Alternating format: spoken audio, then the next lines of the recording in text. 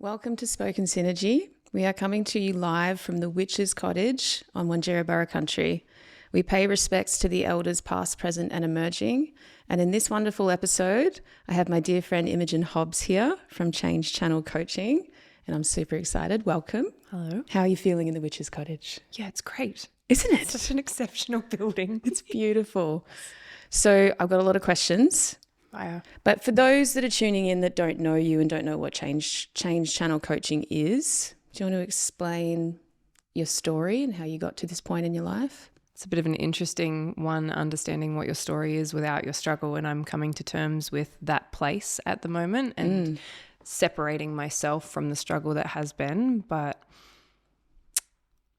life has been a series of implosions and explosions and broken hearts and heartache and jobs that I was good at but never felt passionate about. Mm-hmm. And then the biggest implosion came and I set to finding what it was that made me passionate, which took me down a very deep road of self-healing. Sure. To come out of that, and Change Channel was a product of that. I didn't set out to be a coach. I didn't set out to be a healer of any kind. And I remember you saying to me once at one of the trainings, this would be really good if you want to be a healer. And I was like, oh no, that's not me. I'm not doing that.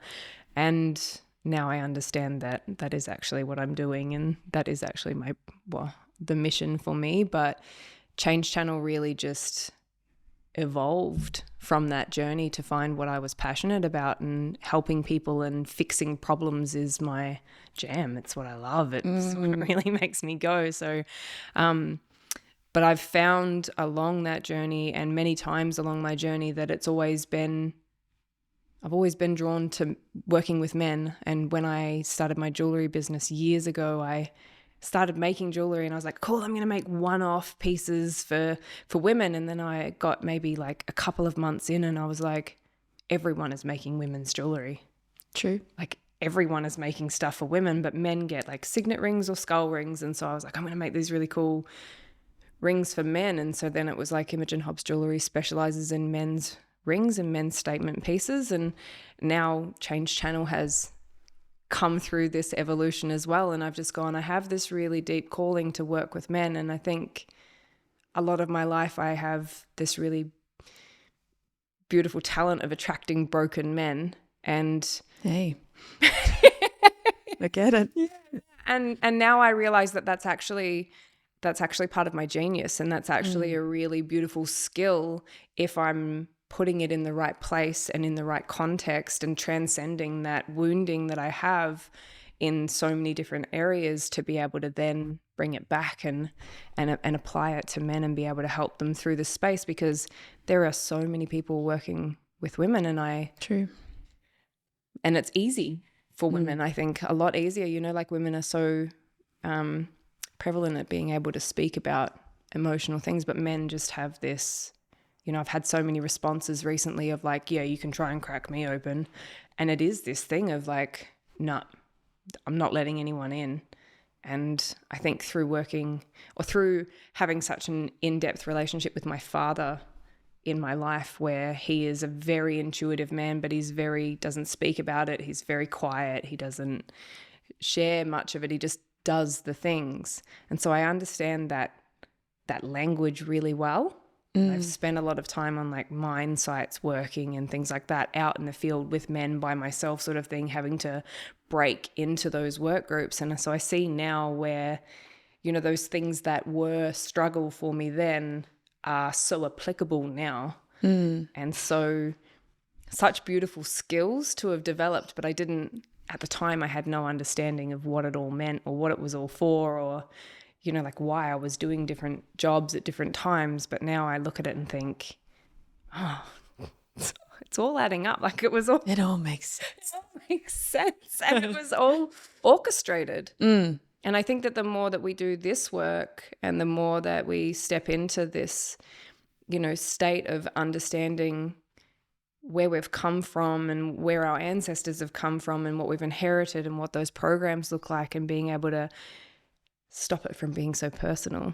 You can start to see how it makes sense. And if we step out of that struggle, we get to, extrapolate so much more information and be of so much greater service to the world.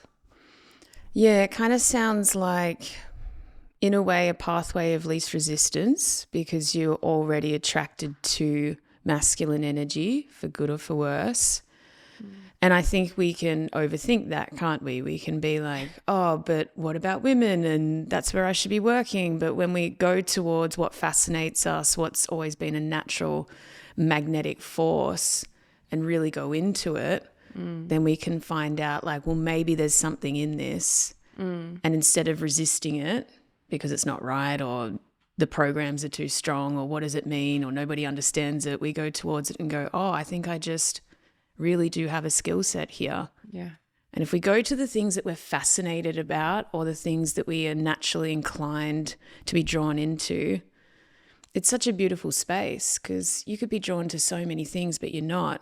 Yeah. But then even turning your hobbies into something that makes you money, like you did with the jewelry, provides this, like, well, I'm drawn to it. I'm in there. I have creative fire for it, and going all the way in. Whereas people can sort of stay very shallow with things, can't they? There's like this, oh no, I don't want to go too into it. I just want to stay on the surface. But you seem to have dived all the way into it, done the work, which is difficult, and then found something that means something to you. And it sounds like, and I love this moment, that moment where a lot of your life makes sense. Yeah. It's the moment where you're like, oh, I'm onto something here. Yeah. This really feels like this is where I'm meant to be. Yeah.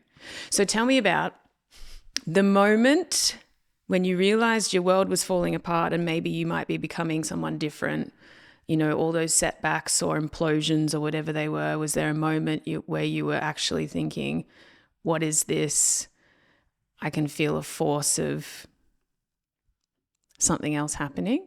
We might call it an awakening or a dismemberment or something that was changing you forcefully. Yeah, I think it was all of the things, and like, the awakening and the dismemberment and the potion all at the same time. The dark hole. Yeah, but that would have been, I was made redundant from a job, and a series of other events happened all at the same time. And it was a very heavy, very uncomfortable, like my whole life just got stripped of absolutely everything, all within the space of 3 weeks. Wow. And it just, like, I felt like the world had ended in every way that I understood, because the people that I was looking up to that were like, I considered mentors had, cut me off, sort of thing, in one foul swoop, and I was made redundant and I was bullied, and then some other things were going on as well. And it was just like, not one of those things alone was light. And I knew that I had to not be in that job anymore as well. Like, it was just all of a sudden didn't fit anymore, and I wasn't happy.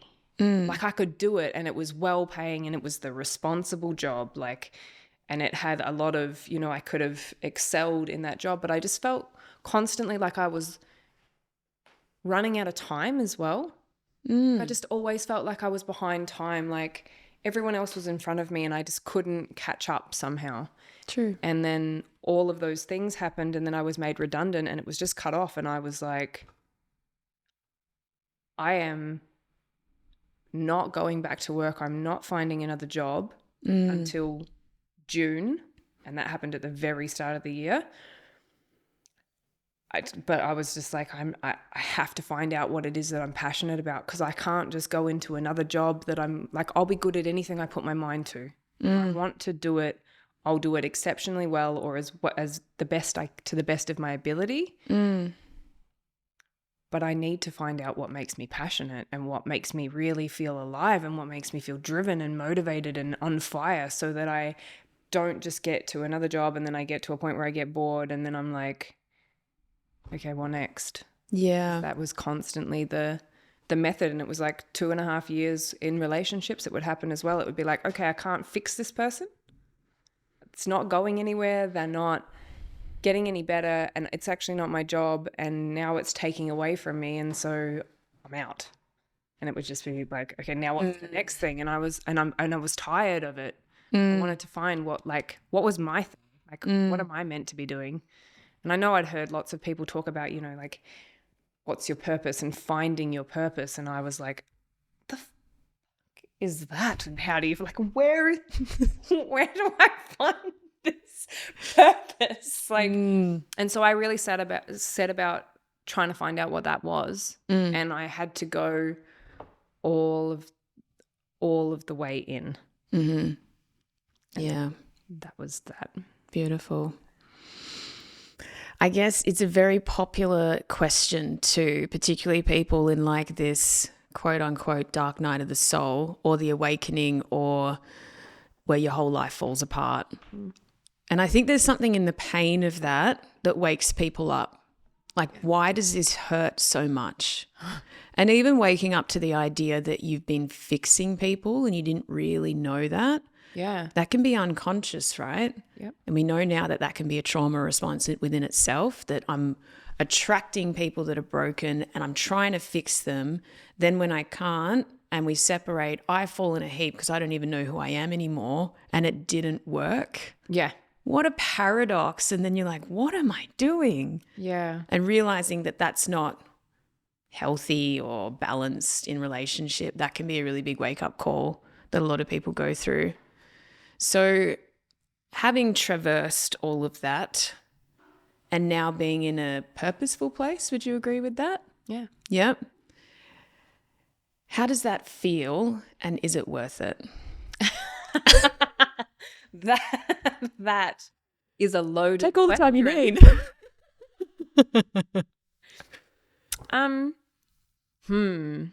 That's a loaded question. Because if people are, I think, more and more going into that place, it's happening all over the place. We talk to them all the time, right? Yeah. They're SOSing all over the place. Like, what the hell is this? What am I meant to be doing? Yeah. And if you provide coaching to get them through to understand their passion, what is not even the carrot we can dangle, but what is the outcome that you can safely say makes it worth it for you? Because it's not all shiny and everything works out at the end. It's not the happy ending, but it's definitely a different feeling. Yeah. I don't think that there's not much of it that's been like shiny and the happy ending. Yeah. It's just hard work. Like, it's really hard work, but it's downright devastating sometimes, I think. But it is, I think if I relate it to like the relationship piece and the trying to fix people, it was like every time I came out of one of those relationships, I became a new version of myself. Mm-hmm. And it, but then I was still at ground zero for me. Right. And now my business is that relationship. And so every time I go through another evolution or another expansion with my business, it strips me down, it breaks me down, it pulls it all apart. It shows me all of the shadow. It shows me all of my pain. It shows me everything that I'm hanging on to. But every time I come through that, I grow and I expand and I'm moving up and moving further into that journey. So it's such a hard question to answer because it's so complex. It's grueling and it's worth it 1,000 million % because it's mine and it's me and it's my life and it's me experiencing the versions of myself and the possibilities and the potential that I have to be what now I'm striving for is to be exceptional and to be this version of myself that pushes the boundaries and the limitations of anything that I ever thought was possible. And that to me makes it so worth it because this is the catalyst for which I will move through that journey. And every time I help people, I level myself up, and every time I go through something, then I'm equipped to help them go through it. And so we're constantly, it's this, like if we elevate everyone, then we're all moving up together, we're shifting the frequency. But for me, that journey looks like pushing myself to find how I can be exceptional in this world. And that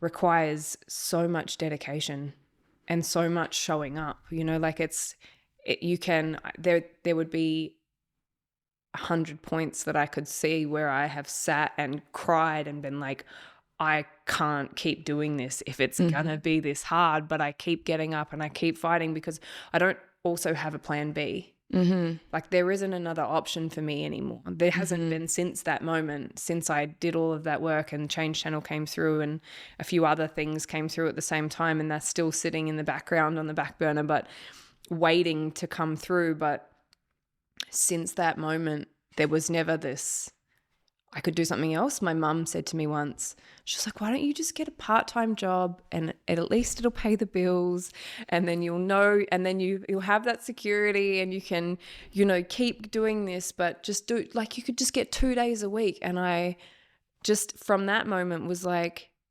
but that would mean that I didn't believe 100% in what I'm doing, and that I didn't believe that what I was doing was worth it or that it could work. And so I didn't get a part-time job. And there's been times where I've been like, maybe I'll just get a part-time job.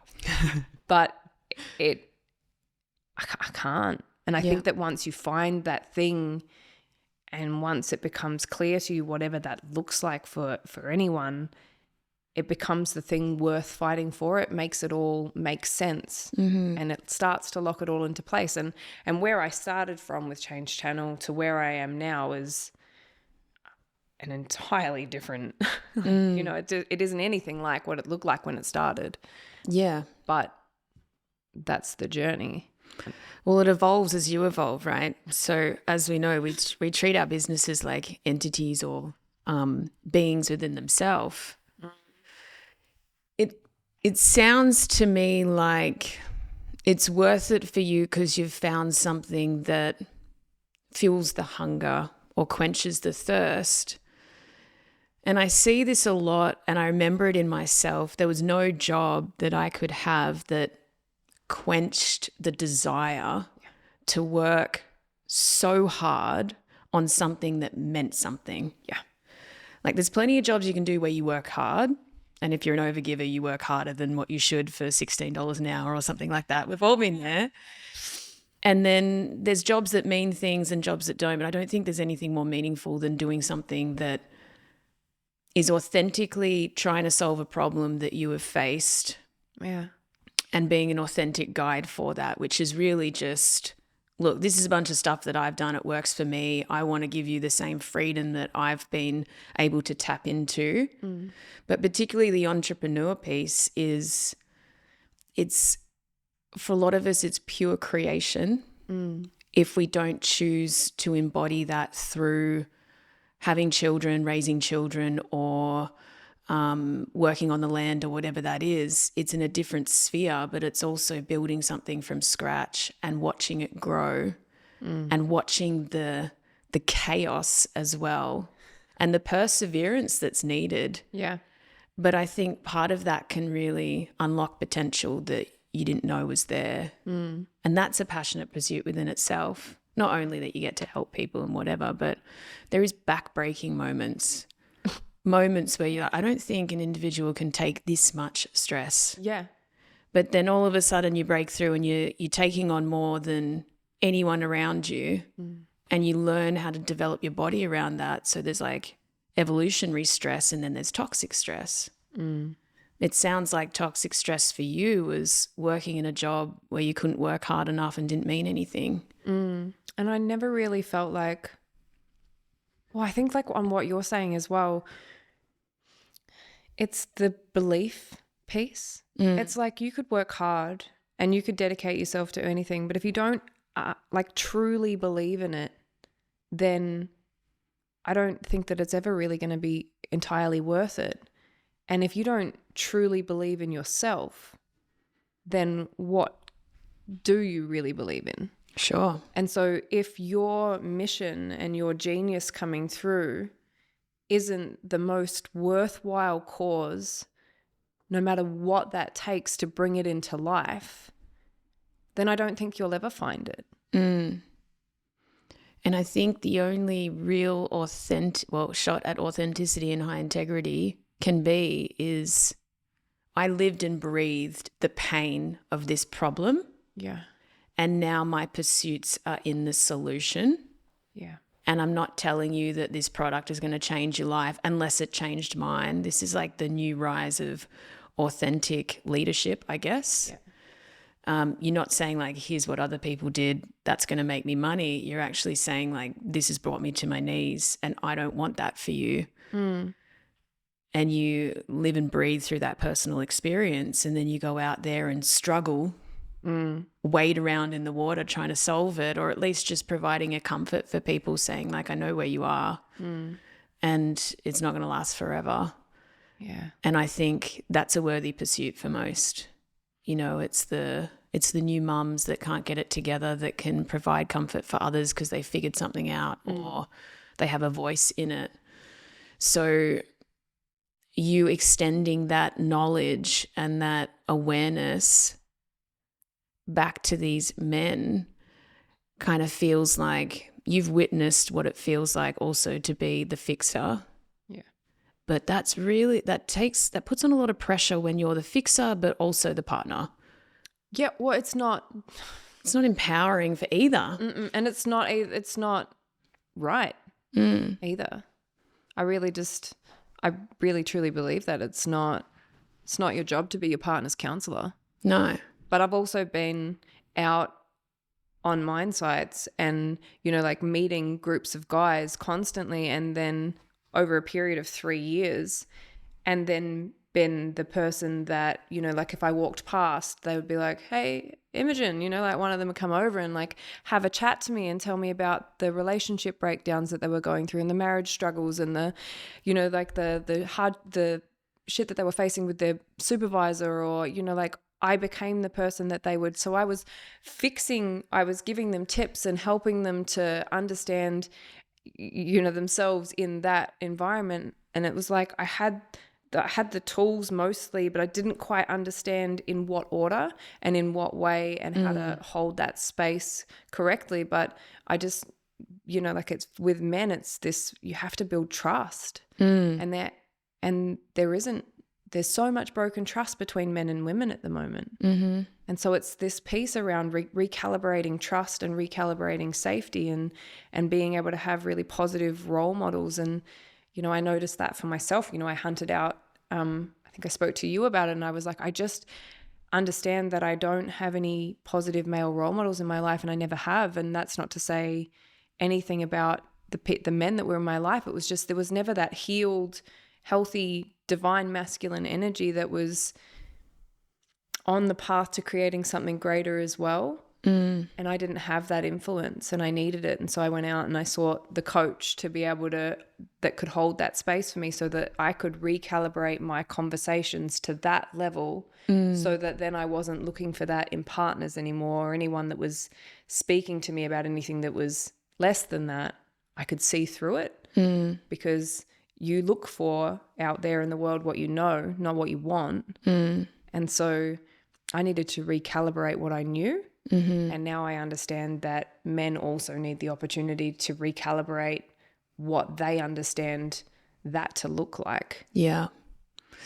Yeah, and you model that, right? So let's definitely talk about the life-changing effect of coaches and when that's a really good synergy and how you can go through, because it's really about saying, I don't have any good men in my life. That might present as a problem. Because you knew that if that was a belief system that you've crafted, you'll probably attract more broken men from a disempowered place, because you'll just be like, well, your soul's trying to wake up. There's just going to be these breadcrumbs along the way. But then actively saying, this is a part of my life that I know needs work. I'm going to go out there and find someone that represents that conversation, that is in service to my needs, and we can keep the relationship and the contract clean. Yep. In those roles, because we get, I think, around this huge awakening moment, and men are certainly going through, very curious to watch, very empowering, a big awakening. And maybe that's just Australian soil, I don't know, but we're witnessing it. To have someone in your corner that you can't scare away, that you can't upset, that you can't bruise with the mess that you're going through is like an evolutionary force. Yeah. And when which is something that you're intending to be for these men, when you get that sorted and you can properly lean. Yeah. Yeah. That's a huge upgrade. Yeah. Every time I work with a coach like that, it's like strap in. Yeah. Because it's like the contract within itself provides this alchemy that is just like, we're going there, we're getting there, and let's not let anything get in the way. And for a while you let your coach be your influence because they're the one driving it. They're the one, well, you're going to get there. I believe in you. I'm in service to you. And you think, okay, let's do this. Yeah. But if you put that pressure on your friends, your family, your loved ones, your partners, they're like, I don't understand. Can you just calm down, slow down, chill out? Be more safe. And you think, this isn't a safe period. This is not me stabilizing. This is actually a growth period because there's somewhere I need to go and something I need to heal. Yeah. And maybe it sounds 100% that these guys have gravitated towards that alchemy in you. And you either do it passively and you do it dysfunctionally, or you get your stuff together and you do it really well. You get them there and you say you did great. Yeah. See you next time. Just like a coach getting you across the line for a marathon. That's their job. That's what they're intending to do, to get you to the finish line. And it's their job. They take full responsibility for it. And I think when you can fully empower that coaching role, that fixing rescuer archetype can finally come into an empowered, boundaried place, you heal too, right? Yeah, 100%. So we heal from our clients. Yeah. They teach me so much. Every time. Yeah, and we bounce off each other and it's like, I'm getting you there, I'm in service, and you just have to let me know when it's getting too much and I'll pick you up off the ground and I'll get you back out there. Yeah, but also it is this piece around like I'm doing the work in the background as well. So like that's that support structure that you have in place. It's like I can hold this space for you because I've got someone holding that space for me. So you don't have to worry about me bringing my shit into our sessions or ever mirroring that back to you, because I've gone through it in a different way. I've understood it. I've taken out the learnings from it. I've let go of the trauma part of it. I don't need that anymore. And I'm understanding when those different paradigms come through for me, I've got him in the background holding that space for me, holding me accountable to my mission, to my vision, and helping me to understand all of that and to pull it all apart. So it is being able to hold that space, but in a really healthy way, because I'm constantly working on it. And I think I said this the other day as well. It's like when I set out to start doing this, I was setting out to heal. I wanted to heal. And now I'm on the mission, and it's not about a purpose at all for me anymore, because I don't think that that's accurate. And because a purpose looks like, oh, I found my purpose. This is the thing. It's not a destination. It's not a destination. It's a mission, and it evolves constantly. The more you go, the more the mission evolves, the more you have the opportunity to understand yourself in different ways, and all of the patterns and the paradigms and the programs and the everything that comes with that. But the further you get down that line,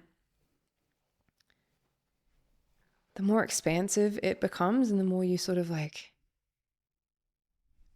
really understand, or for me, because I am very practical and efficient, and I like to do something, and then once I've done it, I'll find the most practical, most efficient, most effective way that you can do that thing. So then I can apply that to them, and I can be able to bring that in. So it's like looking at them starting that journey and going, not only, I don't want you to have to go through it in the same way that I did, but it's like, here's the shortcut.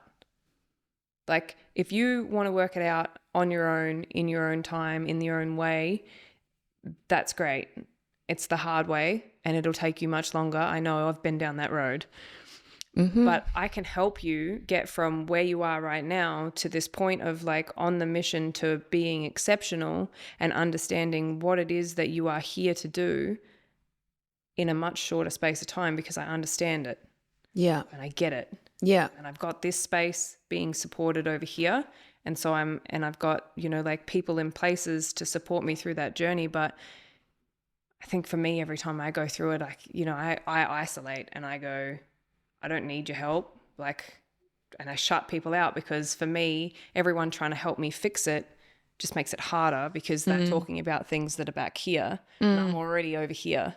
Yeah. And so having that coach in place means that, I'm getting that advice and that support from a respected place, somewhere that I, admire and actually want to go towards. And it makes the journey so much better. But he came out to me the other day and said, don't shut down and don't shut me out.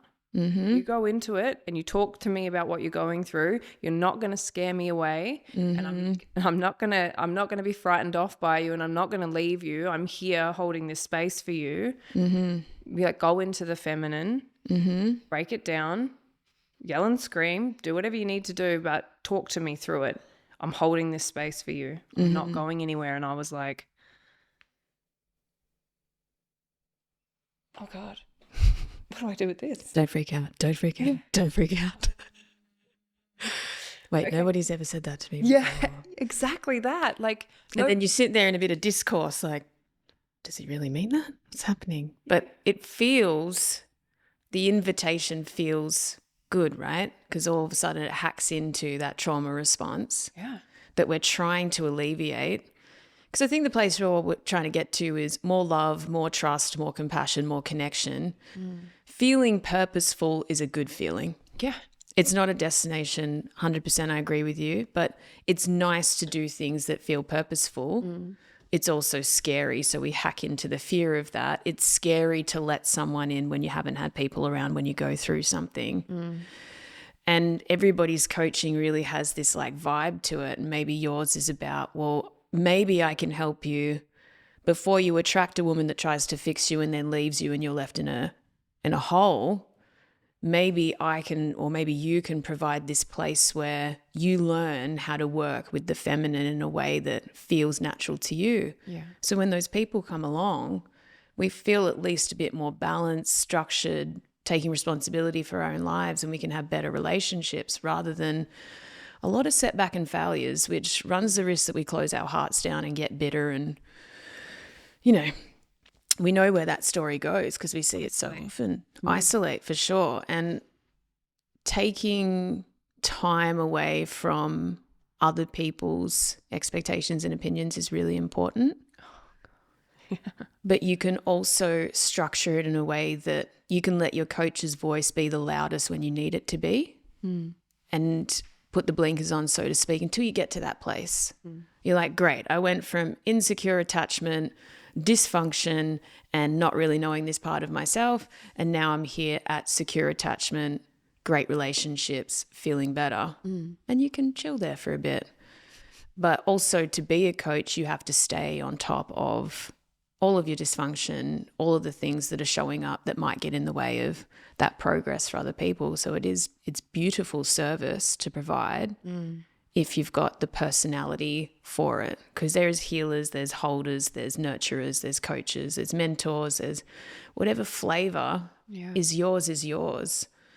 And it sounds like you've fit that really well into your story, so it's authentic, creating that magnet, which is natural in a way. You're not pushing against the flow to find women and all that sort of stuff, and it'll probably provide a really awesome chapter for you so that you can see those results. And look, we don't want to save everyone, but helping a few people out and changing their lives forever is really, really cool. Yeah. I would thank my coaches for the rest of my life. They shifted everything for me forever. Yeah. Huge big banks of upgrade. And then I'm like, what just happened? Yeah. That was amazing. Yeah. Yeah. Well, I guess for me, I went through 5 years of counseling, which was great. That was at the very beginning, but it's like a very linear experience. And then I went through, I think I did 1 year of coaching with you and everything changed. And I was like, what's going on? Wait, what? What just happened? And it was 5 years of perpetuating the same stories and going over and rehashing them, or this coaching space, which I knew nothing about, but that just happened very organically. that was like actions and drive and forward and this momentum to pull you out of it and change it and shift the paradigms and understand this totally different realm of it as well, an aspect that was happening. But it just made such significant change that I was like, oh, this is undeniable. But I also have this insatiable quest to keep going and to go deeper, and the shadowy parts, the darkness, the discomfort, the trauma of our lives, I have to go into it. And I have this ability to be able to hold people's hand into their own because it doesn't scare me. Sure. And I have a hunger for it and a passion for it. And so it's pulling that into that service piece as well and being like, look, I understand it's really uncomfortable and I understand it takes a lot of courage and I understand that you have to really show up to this. Come on, let's go. Like, here's your invitation. Yeah, and that's part of the skill set piece, I think. Like, you have to honor that talking about security and comfort and all of that, if that doesn't light you up, but going into the darkness with people, like, well, what did you find in there? Yeah. And can I come for a little bit? Like, I am good in that space. You can't scare me away. I would prefer to be in there with you than waiting for you to come out and tell me about it. But everybody's different. And I really like it when people do the work, they understand who they are at that core level, they understand their needs, and they turn that into something that's sustainable, that is providing a solution, providing a more positive reality, serving humanity, the environment, whatever that is for you. Because there's a piece around, this life might be very long and Earth is not a particularly comfortable place for a lot of people. Finding something that is a worthy pursuit of your time here, I think, is a really important piece. It's why we overextend. It's why we take on a lot of responsibility. It's why we do bold things, because a lot of us don't really want to sit around and pass the time. We want something that engages us in something bigger, right? And I think any force that results in you looking after yourself better is a good force. Yeah. And when you are coaching clients and they're getting stronger and they're getting better and they're getting towards the goals, you kick into gear and say, well, I better look after myself and I better hold this container and I better show up for them. So it's almost like we're looking after each other in that process, if that's what lights us up. And everyone's different. So one-on-one coaching doesn't suit a lot of people. They prefer group environments. They prefer passively learning. They prefer not that engagement. But for those that it really works for, it is life-changing. Yeah. So tell me about the evolutionary force that you get for yourself. So like the personal feel-good, positive effects from getting your clients where they want to be. How does that help you? It's more than just, yay, I did it. There's some dopamine. Great. It's more than just achievement, right? Yeah. Yeah. So what is it for you? I don't really get the dopamine very much anymore. I know that we've had this conversation recently as well around like, there's not much dopamine in the air, but I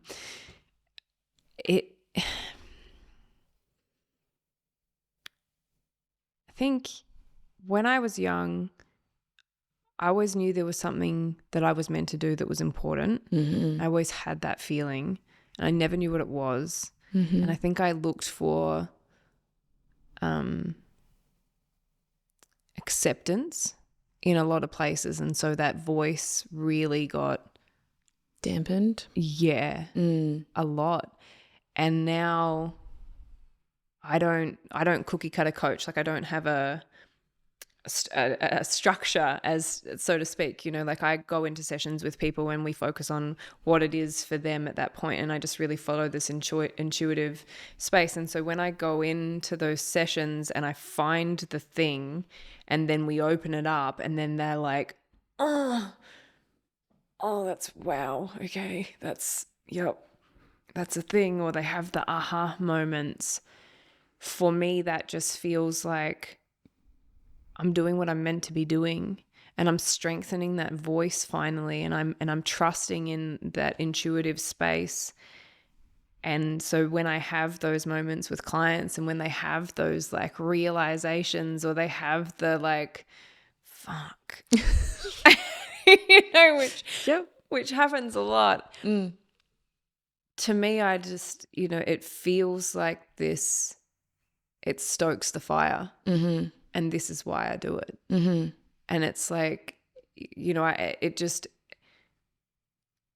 reinvigorates that message that I am meant to do something more important, and I am meant to be of service. And this might not be, or this isn't the final destination of what that looks like, but this is part of that evolutionary story for me, stepping into that intuitive genius and being able to open that up and understand like how exceptional that can be, what is the gift. And so every time I have those moments with clients, it just feels like it empowers that gift a little bit more, and it opens up that expansive journey a little bit more for me to understand that like my soul is here to do something, and I want to know what that is, and I want to know how far I can push it. And I don't want to be quiet anymore. And there's just been so much time in my life where I've been outspoken, or I've, been too blunt, or I've been intimidating, or I've been all of these things that people get really like, too intense. Yeah. And it's like, and too loud and those sorts of things.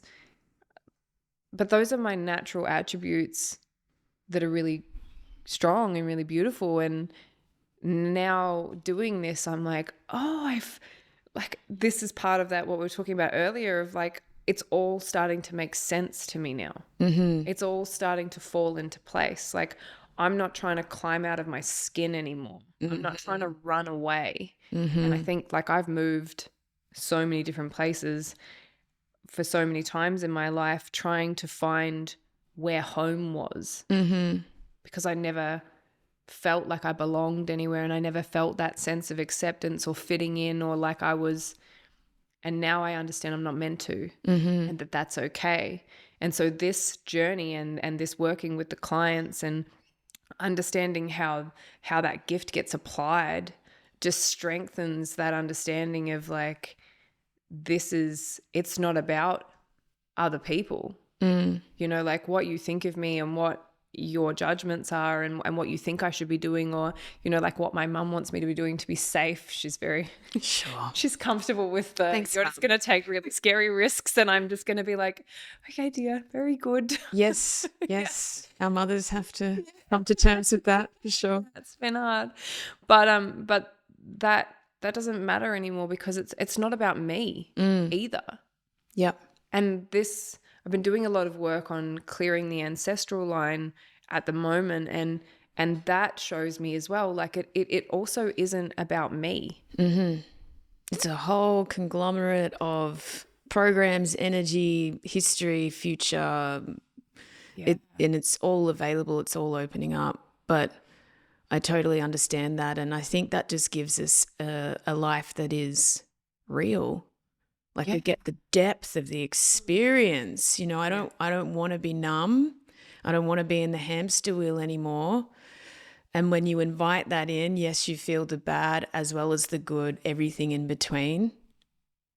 But having something that's feeling real is really important. I think that's that purposeful feeling. Like I'd prefer to be failing at something that means something than winning at what my ego tells me is a good idea. Yeah. And I was reading something the other day that was really saying like, well, why have a spiritual purpose? And it said because spiritual purpose is a remedy for the ego.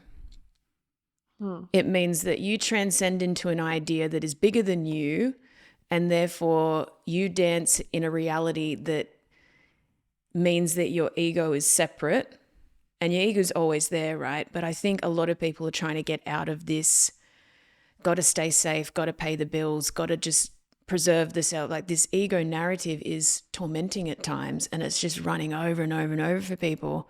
Spiritual purpose says, well, I don't care if it's hard. I'm going to go out there and help people. I'm going to serve something bigger than myself so that I can stay out of a paradigm that I represent to be painful. Because if you look at your past, to keep the ego in charge is like exhausting.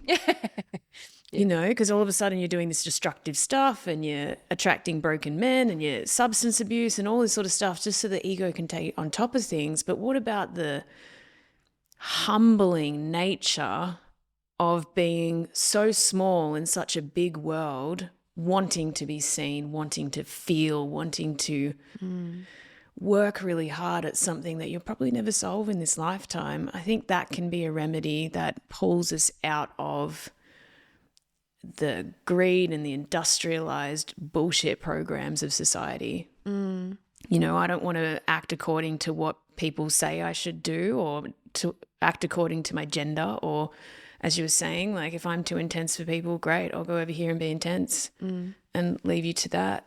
And spiritual purpose really says, well, of course I've got to be intense. I've got this problem to solve, this thing to keep me striving. And that is both empowering and humbling at the same time. And that's the frequency that I choose. Sounds like you choose as well. Yeah, for It's just a feeling that's hard to describe, but it almost keeps us in check. Yeah, and it is humbling. You are right. Like, Yeah. and I think that what people struggle with is that we've been so conditioned to be comfortable. You know, we've got so many things that are at our fingertips all of the time. You know, like we are so routinely conditioned to be as comfortable as we can be, and to step out of that or to break out of that mold there's so much going against you. And that's what we're doing, right? It's like breaking that mold of all of that conditioning that says, no, just stay over here, just stay small, stay comfortable, stay, you know, like digestible. Do exactly what your parents did. Yeah. Do exactly what your grandparents did. And you think, Why? but that didn't really work out Well, and that's the way that I want it to. yeah, and that's that whole thing of like, where are you getting your advice from? Like, are the people that you're asking for, like asking advice of, are they people that you look up to? Are they people that you respect? Are they doing jobs that you admire? Like, are they in a position that you want to be in? And that might, you know, that's often your parents. And you're like, it's a hard pill to swallow, to sit back and be like,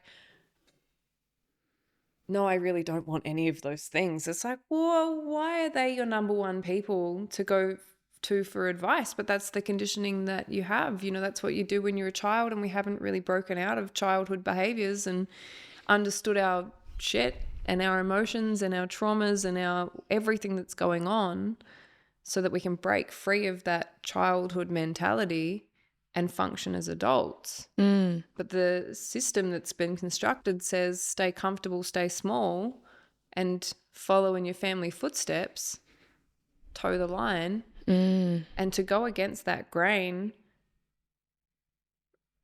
just it requires every part of your determination and your willpower and your inspiration and your just blood, sweat and tears, really, to break down that paradigm of, oh, I've just got to fit into society. I've just got to be another member of society doing the right thing. And if we're standing in this, you know, spiritual purpose and this understanding, you know, what it is that lights us up, what it is that makes us feel purposeful and driven and motivated and, you know, pushing to be an exceptional version of ourselves, we really have to break through so many limitations from so many different angles. Yeah. The forces are against that, right? Yeah. And I feel for that. I feel for those of us that have consciously decided, I don't want what my parents have. Yeah. I don't want what is expected of me, because that can be lonely, jarring and traumatic within itself, to just say whether it doesn't look good, that outcome, or whether my soul is taking me off the track, right? Because trauma would take you off the track. It'd be really lovely to go that way, but, you know, you're now in this response that is waking you up. And it's waking you up to the point where you wake up to the fact that, you know, what your parents represent might be different than what you want now. And that is terrifying at times. Absolutely. And then dark night of the soul happens. You stand on the brink of, am I going to lose everything and everyone and everything I ever knew? Is it all a lie? Or am I just changing? And I think we can't even call them the black sheep of the family anymore, but the ones that are different, that are consciously choosing away from those paradigms, have to deal with that sense of raw, vulnerable loneliness. I wish I could just fit in to that security network that everybody else tells me is the most important thing. But when you don't, or when there's something that kicks you out of that, you think, well, what am I going to do now? And that's why we talk so much about building support networks and finding something that serves you to attract the right people. But there's a lot of people in that right now, cycle breakers, a lot of people call them, people that want to change the ancestry. And but it's different for other people. Like we were just in Mongolia, and the farmers out there, they don't even know how many generations did it exactly how they did it. Yeah. Parents, grandparents, hundreds of generations, and all they want is the same as what they had. Yeah. The farming, the children, the way of doing it. And honestly, you can just mimic the program and it works, and you can have a happy life. But for those that don't want to be farmers, for those that don't want to have a bunch of kids in that way, it's hard for them. And it's hard for us at times too. But it doesn't mean that it's not worth it. And hopefully the people in your life are flexible enough, love you enough, willing to put in the effort to just hold you no matter what you go through. That's becoming fairly rare. Yeah. And that's why we bring in coaches, mentors, as you say, people that are going where you want to be, because a lot of us feel lonely in the fact that we can't just mimic mum and dad, and maybe mum and dad aren't even around or whatever's happened. So that's becoming really important. And I think, and you would notice this with men, I think a lot, the barrier of shame of just needing someone that's not your mum or dad, or not your partner, or not someone that you can genuinely say, I want this person to be my mentor. What a beautiful fit when that's your parent, or you just follow in their footsteps. That's great. But that barrier of shame to be like, well, I need a coach. I want someone in my corner. And I think that barrier of shame is even before then as well. It's not even that they're like, I need someone. It's that they're so shut down so frequently to being able to have support or encouragement, or, you know, being held accountable even, that they don't know that they need it. Like they don't know what that world would look like. It's not a thing of like, I need someone to support me, because predominantly in the ones that I'm working with, they've never had that. Yeah.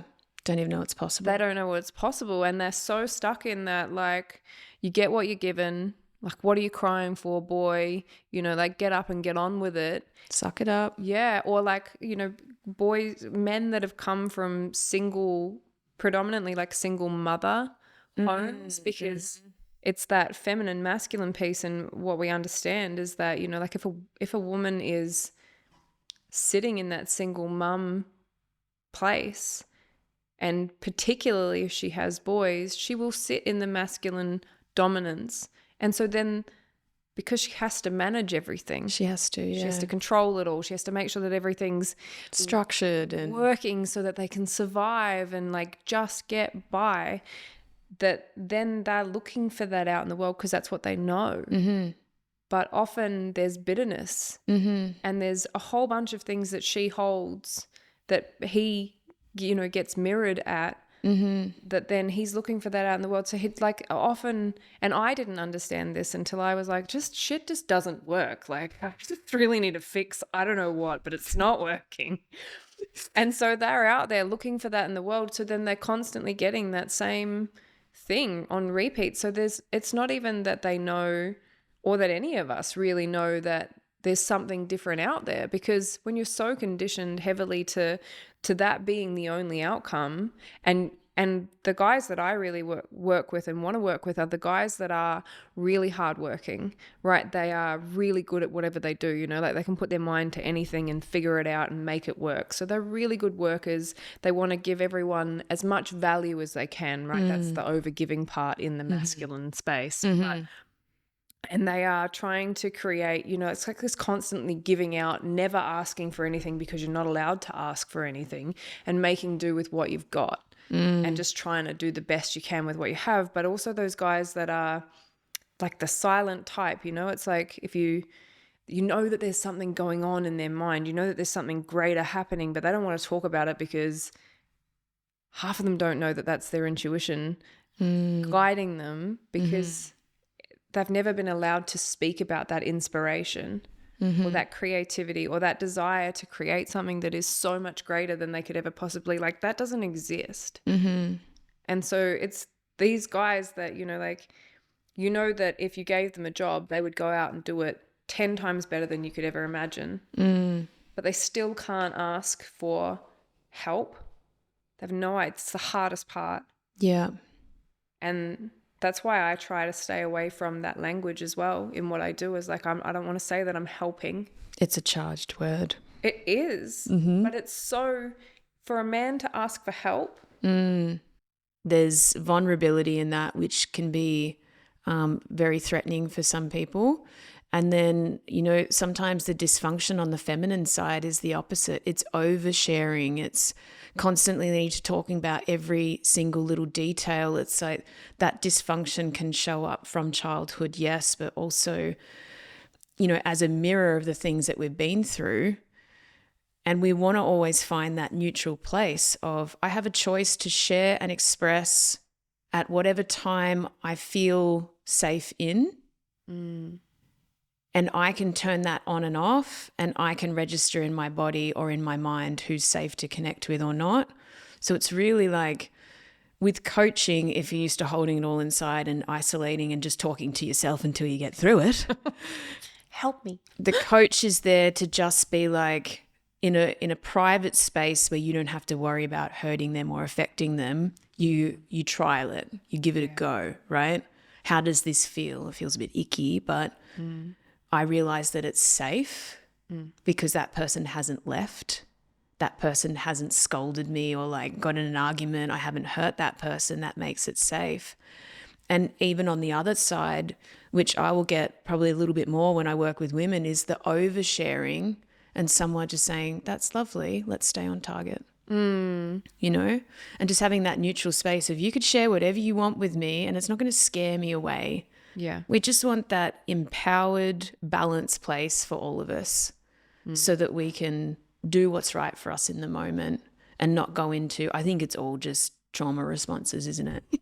It's just, I grew up like this. These were my formative years. My soul brought in these experiences to shape who I was. And we don't want those responses to be too unconscious and go on too long because that is devastating within itself. And bringing those parts back to us is the healing process. And I think for men, it's particularly important to go towards a goal, to have an outcome, a more powerful, confident place that they're reaching to. That's a comfortable place for the masculine. The feminine just likes to be in a safe place to just emote and share and for that to be a container. But we're really coming into this paradigm of, what does it mean for all of us to have balanced masculine and feminine? Right? And like, where are the levels? Yeah. I'm having these conversations a lot. It's like an ever expanding conversation, but within yourself, well, it's based on where are you trying to get to? What would you like to be in more functionality or more balance? Same as yin and yang in your body. What's a good expression for you right now? And sometimes we need to hack into one or the other because one will have a trauma response related to it. And if you look at inherited trauma, it's like there's always one parent that let you down more. It's the reality. There's always one parent that you wish you knew more of, or you craved their attention, or there's always an imbalance. And I think that's not a curse, that's an invitation. Yeah, to transcend that wounding and to be able to stand in that space, for sure. Yeah. And that would be like, if I could heal my ideal person, if I could work with my ideal, it would be my dad. Because like, he has an intuitive gift that I have just been like nudging at for a really long time, but he also has a plethora of issues that mean that will never come out. And I think about, you know, like how exceptional, what would he be creating if he could really like open all of that up and that intuition could be, you know, like firing on all cylinders and breathing life in, and like what would that look like if he was purposeful and driven and motivated to create something. And I just think that'd be fucking out of control. You ready for that? Yeah. And so if I can help those men, because I can't help him. Can't help everyone. Yeah, that's and it's right. not my place, and it's not the right thing, and all of those sorts of things are in play there. But if I can help those men, because they're the ones with the gifts, like not that other people don't, but those are the ones that I think have the healing gift to heal generations of men.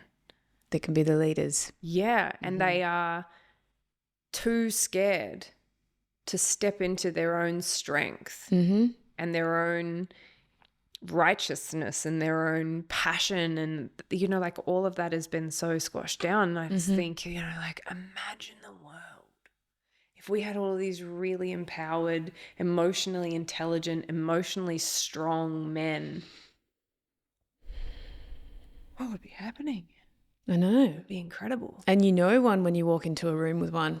Yeah. They're a force, right? And same with women that have embodied all their wisdom, all their intuition. They're embodying that divine feminine, and they've got their stuff together, which is they've found that balance. You know that person when they're in the room. Yeah. And I think it's a responsible place to come from to say, I can't fix or save my dad, but I can be the best representation of his DNA or his story as I possibly can. And we even track in Chinese medicine as well that you can see within the constitution of a child which parent they're trying to heal the inherited systems from. So you're actively trying to heal your dad's what you see, and that can show up in your body energetics. Yeah. But then if we use that and be a representation, because maybe the parents in the room would know that, you know, the best thing their children can do for them is just to be themselves, be the most functional, healthy, vibrant versions of themselves, and that heals the parent too. Yeah.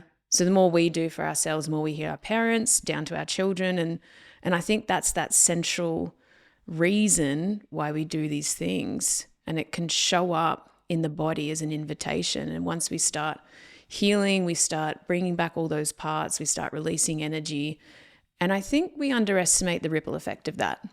Yeah. Like you standing in your power, helping people, being a representation of what your dad couldn't manage in this incarnation will heal him more than I think we give credit to. Yeah. And that's interesting, the Chinese medicine piece around like understanding that susceptibility in children to like which way they're going to go. Mm-hmm. That's fascinating, because it's interesting for me because that piece around my dad is one part of it, but the medicine comes, and the ancestral line that I'm working on is my mother's.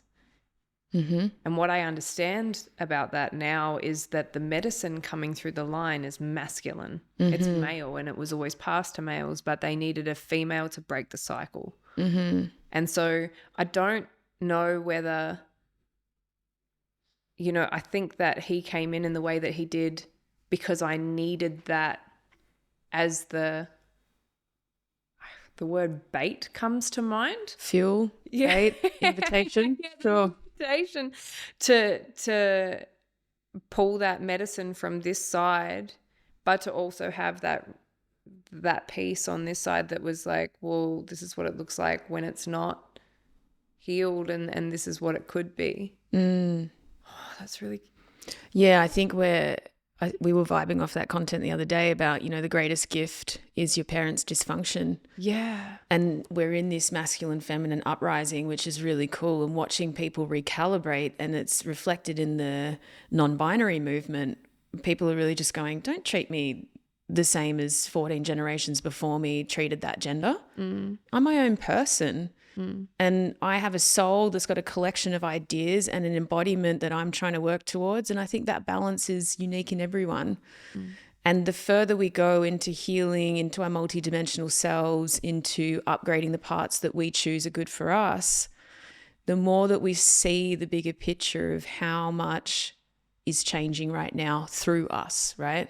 So the universe is trying to upgrade itself through you, and you're just managing different layers of it at different times. But it's fascinating to watch. Yeah. But particularly in that masculine feminine, it must just be that you've done a lot of work so that you can be that feminine force for men at this time. Yeah. Maybe it's a chapter, maybe it's where you'll always be of service, we don't know. But then maybe the next upgrade comes and you're like, right, so I've learned this part of myself. Now I'm over here to work with this demographic. And I love the evolution of that too, because we don't have to find something like a purpose as a destination and do it for the rest of our lives. Like, I probably can't think of anything worse. You know, like I nailed one lesson, I wrote a book about it, and then I just retired. I just sell that book and that's it. More that, you know, I want the purpose. I want the evolutionary journey for me. I want to be of service in different ways. That's the flexibility of the feminine and moving towards that. So that's a really big discussion, which we probably need to do another episode around. I'm open to it. Yeah. But tell us about what you're into and offering at the moment for Change Channel. Right. So at the moment, I am offering a 16-week container one-on-one sessions for men, and really focusing on solving the battle in their heads so that they can really take charge of their lives and stand out there. So it's empowering men and healing generations so that they can bring through that information into their sons, into their daughters, you know, like so that men can stand in this space of being able to raise their children so that young boys are understanding what it looks like to hold their emotions and to be able to understand them. And for young girls to be able to have that representation of this is what a really healthy man looks like and really, really healthy masculine love looks like, so that then they're looking for that out in the world. Like that's shifting the generational space. So I'm really working in that. I'm developing a group coaching container at the moment. I am also a numerologist, so I do also offer numerology sessions. And then I'm working with the Ankara Academy as well as a coach in that space and helping to facilitate those trainings. So I am really getting the message out there at the moment. I did, because I am this, like once I see something is shifted, once I've noticed that for me it's not in this place anymore, now it's over here, it's undeniable to me and I can't go back. Sure. So for me, when I saw that thing come through with the men, and then when I went to Mongolia and we did the vision quest and it really opened up in that space, I was like, I have to work with men. I have to shift everything. This is where it's going. So at the moment, I'm really recalibrating the offerings and calling that in and calling those men in. And as we've talked about, it's, you know, a bit of a challenging space to get men to sort of say, like, yeah, that, I'd like some help. I maybe want to explore this option or this opportunity. So at the moment, I'm just starting to gather information and hold some interviews with guys that just to get a bit more information around what they're really struggling with, what their struggle points are, their pain points and things like that, so that I can be of greater service. So it is really looking like strengthening that one-on-one container space and holding that space to really start busting them open and getting them on the journey, because it is moving all of that programming out of the way and all of those limiting beliefs that say I'm not allowed to ask for more and I'm not allowed to be more. Really holding that encouragement space, because I think that that's largely just, you know, like men really want to be encouraged. They really want to have, like, in a safe way, you know, like if they came home and they were like, I think maybe I want to explore this, and their partner was like, that's a really cool idea. Yeah, go for it. Like, let's do it. Let's explore that. But at the moment, it's like, well, we're not even opening that conversation because the encouragement piece isn't there. Yeah, I think we all need cheerleaders, don't we? Absolutely. And that can be really hard. I mean, I will just voice and then we'll close it down. The resistance is real before you sign up with a coach, better your life, and start working on these things. So you can have a visceral reaction to, you know, what's going to happen, uncertainty. Your mind will dance in the exchange, the time, the energy, the money. But I think what is natural is we have a resistance to change. Yeah. So if that comes up, please support the men in your life. Please support the people in your life that are willingly going there, and cheerlead them into it if it's going to benefit, because it benefits more than just us. It benefits everyone around us. Changes everything. It changes the whole game. Yeah. Completely. And I'll say on that as well, you know, like, I don't think that I've ever had a coach that I could afford. Sure. When I started. Like, I've never signed up, and particularly my business coaches, I've never signed up and been like, yeah, that's easy, I'll do that. It's been like, I've just got it sitting there. This is the last of my money, and I literally won't be able to pay my rent if I pay for this, but I have to do this thing, and I have to trust that it's going to. So I've never signed up to a business coach and been like, yeah, sick, that's easy. Oh, the money part's easy. The money part is always for me, like, you know, because that's been part of where I've come from, has always been that's an investment, but it's an investment that I have to make because I'm going that way and that person's there, and I don't have anyone there, and I need that. So it's worthy. That's beautiful, right? That's the reason why you need a business coach, is because you don't have the money to do the things you need to do, right?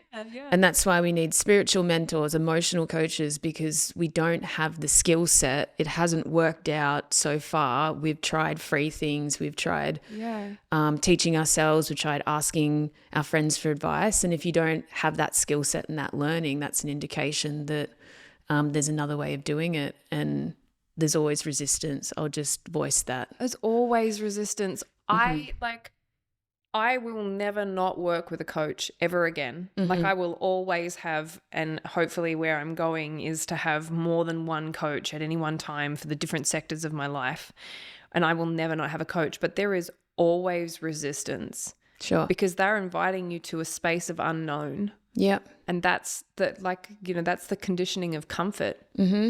And it's so much courage to be able to say, I don't know, I have to go there. I don't even know what it's going to bring out. And then to dive in and to go into it and to peel back all of those layers. It's like the resistance is so real. Yeah.